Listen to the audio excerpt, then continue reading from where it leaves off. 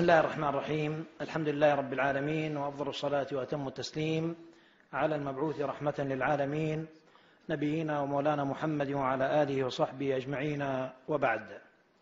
أيها المشاهدون الأكارم، متابعو فعاليات جائزة دبي الدولية للقرآن الكريم، مرحبا بكم في هذه الفقرة القرآنية المميزة، وهي عبارة عن استضافة واختبار لواحد من نوابغ الحفاظ. الحافظ الذي جالس أمامنا هو حسين عدنان صبري العبدلي، من مواليد الفلوجة العراق، مواليد عام 1983، وعنده هو من أصحاب الاحتياجات الخاصة، وعنده تلف في خلايا الدماغ، لكن فجأة وبدون أي مقدمات اكتشف أهله أنه يحفظ القرآن دون أن يعلمه أحد ودون أن يذهب إلى شيخ. نتعرف على قصة هذا الحافظ من عمه الشيخ عماد شاكر صالح العبدلي. السلام عليكم شيخ عماد. عليكم السلام ورحمة الله وبركاته. قرب شوي الميكروفون. نعم. أستاذ عماد، لو تحكي لنا قصة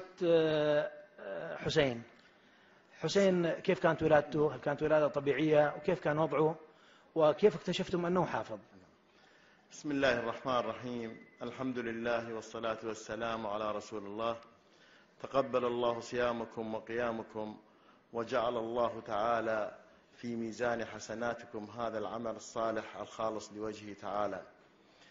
الحقيقة حسين عدنان ولد ولادة طبيعية، وبعد أكثر من شهر اكتشفنا أنه جثة هامدة، لا يتحرك، لا يبكي، لا أي شيء يقوم به.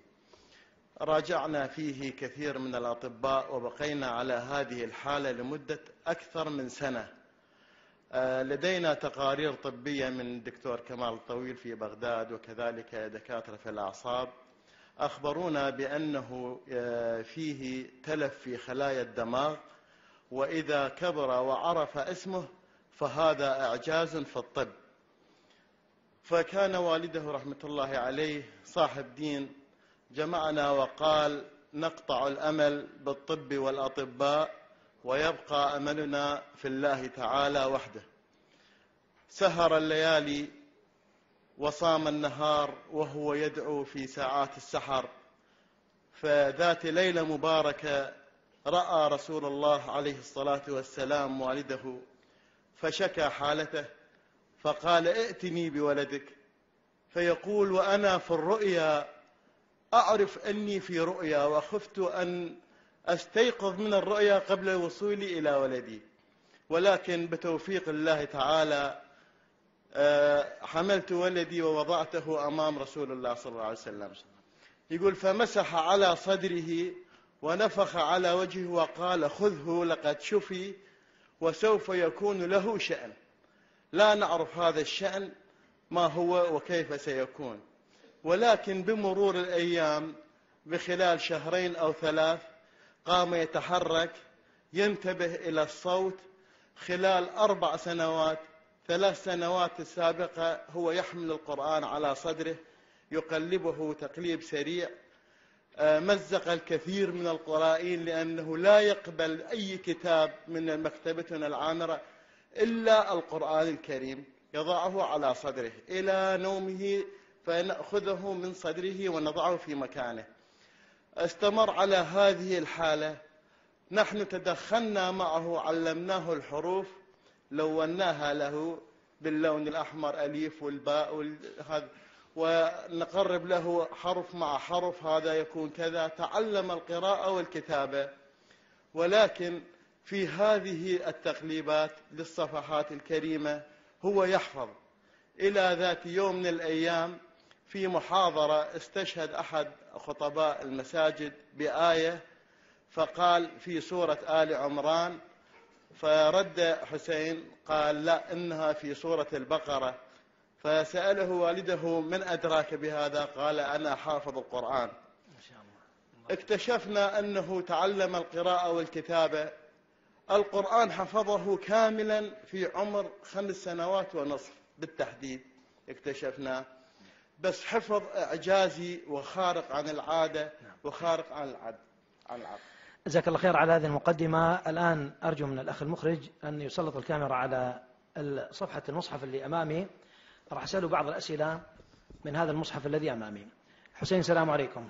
عليكم السلام ورحمة الله. حسين، قوله تعالى ولقد نعلم أنهم يقولون إنما يعلمه بشر، هذه الآية رقم كم؟ 103. 103 من أي سورة؟ من سورة النحل. من سورة النحل. ولقد نعلم أن إذن. طيب انتقل إلى الصفحة المقابلة. شو تجي في السطر الأول من الصفحة المقابلة؟ أي آية تقابلها؟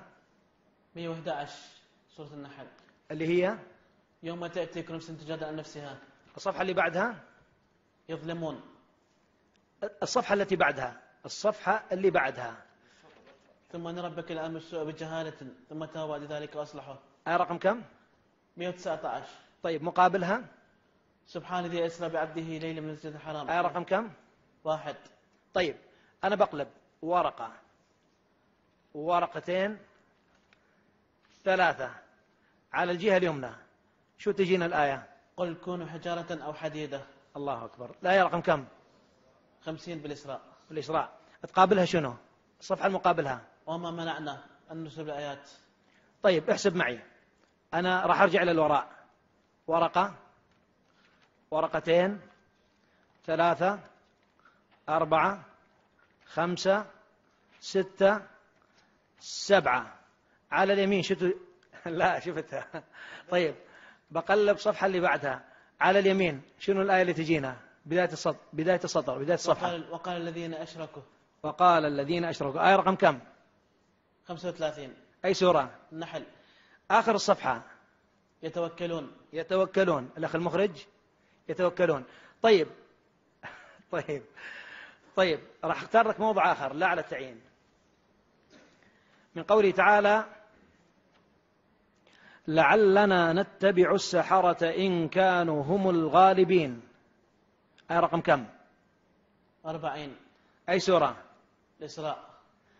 أي سورة؟ سورة الشعراء. الشعراء. أحسنت. طيب آخر الصفحة. فأتبعوهم مشرقين. فأتبعوهم مشرقين. طلع أيوة، أتبعوهم مشرقين. طيب ممتاز. احسب معي، ورقة، ورقتين، 3 الصفحة اليمنى، أول الصفحة، بداية الصفحة. طاسين تلك آيات القرآن كتاب مبين. لا أنا قلت 3 ورقات. واتقوا الذي خلقكم. واتقوا الذي خلقكم والجبلة الأولين. طيب الأخ المخرج، حسين أريدك هذه الصفحة راح أطلع لك صفحة لا على التعيين، وأريدك تقرأ لي الكلمات اللي في رؤوس الآية. ولما بلغ أشده واستوى آتيناه حكما وعلما وكذلك نجزي المحسنين. هاي آية رقم كم؟ 14. أي سورة؟ قصص. الآية اللي بعدها نهاية. مبين. بعدها الرحيم. بعدها المجرمين. بعدها مبين. بعدها المصلحين. بعدها الناصحين. بعدها الظالمين. الله أكبر. انتقل إلى الصفحة اللي مقابلها بالضبط. الصفحة اللي مقابلها آخر الصفحة، شنو تجينا؟ قال ذلك بيني وبينك أيما الأجلين قضيت. ما شاء الله عليه. طيب آية رقم كم؟ 28. القصص. طيب الآن ننتقل إلى نوع آخر من الأسئلة. طيب ورد قول الله عز وجل سائبة. كلمة سائبة كم مرة وردت في القرآن؟ مرة واحدة. في أي سورة؟ في سورة المائدة. آية رقم كم؟ 103. 103. قوله تعالى ما جعل الله من بحيرة ولا سائبة ولا وصيلة ولا حام. طيب كلمة عفريت جاءت في القرآن؟